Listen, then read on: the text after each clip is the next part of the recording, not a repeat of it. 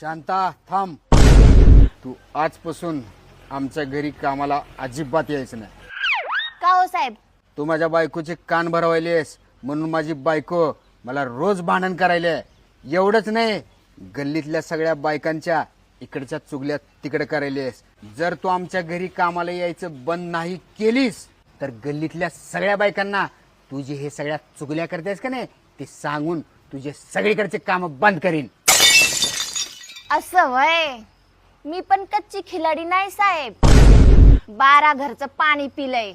माझ्याकडे पण तुमचा अख्खा बायोडाटा आहे. कसला बायोडाटा? तुमचं शेजारच्या संगी सोबत लफड चालू आहे.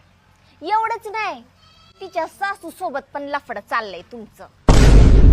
तुम्ही तर त्या गल्लीतल्या भाजीवाल्या बाईला पण नाही सोडलं, तिच्या सोबत पण तुमचं लफड चाललंय.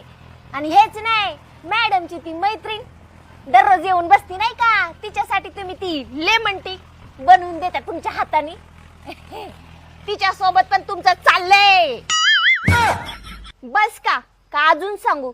लय माझ्याकडं तुमचा बायोडाटा. काय हो, काय बोलत उभारलाय शांताला? अगं काही नाही, ते शांताच्या मुलांची शाळेची फीस भरायच्या म्हणा, ते 1000 रुपये मागलाय. ती देतो की पाप बिचारीला. शांता हे घे 1000 रुपये. साहेब 1000 नाही 2000. हे दिलो बघ 1000 रुपये, नीट ठेव सांभाळून.